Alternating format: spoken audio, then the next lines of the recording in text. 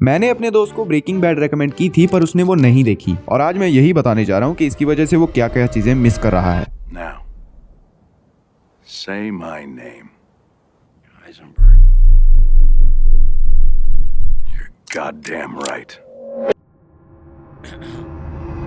सबसे पहले मैं ये क्लियर कर दूं कि ये कोई सास बहू टाइप की सीरीज नहीं है, बल्कि ये कम्प्लीटली एक एंटी हीरोइज्म बेस्ड सीरीज है। जिससे मेरा मतलब है कि इस सीरीज का मेन कैरेक्टर विलन तो नहीं है, लेकिन उसकी हरकतें किसी हीरो जैसी भी नहीं होगी। सबसे पहली चीज जिसकी वजह से ब्रेकिंग बैड इतनी पॉपुलर सीरीज बनती है वो है इसके मेन कैरेक्टर वॉल्टर वाइट की ओवरऑल ट्रांसफॉर्मेशन, जो कि एक केमिस्ट्री का सिंपल सा टीचर है जो अपने घर की EMI तक को देने के लिए जूझ रहा है, लेकिन उसकी मुसीबतों को बढ़ाने के लिए जिंदगी उसे कैंसर का तोहफा भी दे देती है। जिसके बाद वॉल्टर वाइट ये एहसास करता है कि उसके पास उतना ही वक्त है जितना उसकी फैमिली के पास खर्चने के लिए पैसा है। जिसके बाद वो तय करता है अपने ही एक पुराने स्टूडेंट जैसी पिंक मैन के साथ मिलकर नशे के बिजनेस में उतरने का। लेकिन किसे पता था कि जो इंसान वक्त तक का मोहताज था वो आगे चलकर पूरी मैथ इंडस्ट्री का किंग पिन बन जाएगा। पर थ्रू आउट द सीरीज हमें सिर्फ वॉल्टर वाइट ही एज अ मेन कैरेक्टर देखने को नहीं मिलता, बल्कि हमें ये शो बहुत सारे कैरेक्टर्स के पर्सपेक्टिव से देखने को मिलता है, जो इसे अपने जॉनरा में सबसे यूनिक बना देता है। अगर मैं इसकी पूरी स्टोरी को एक लाइन में समेटूं तो वो ये होगी, एक आम इंसान सडनली इविल नहीं बन जाता,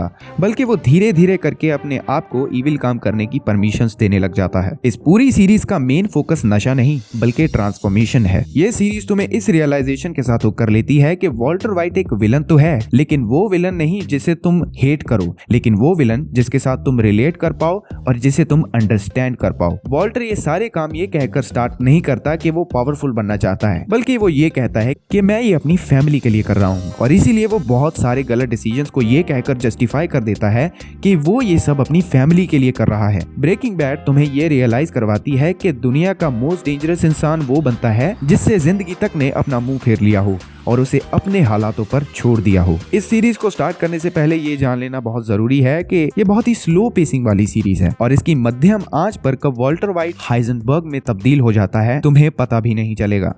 A guy opens his door and gets shot, and you think that of me? No. I am the one who knocks.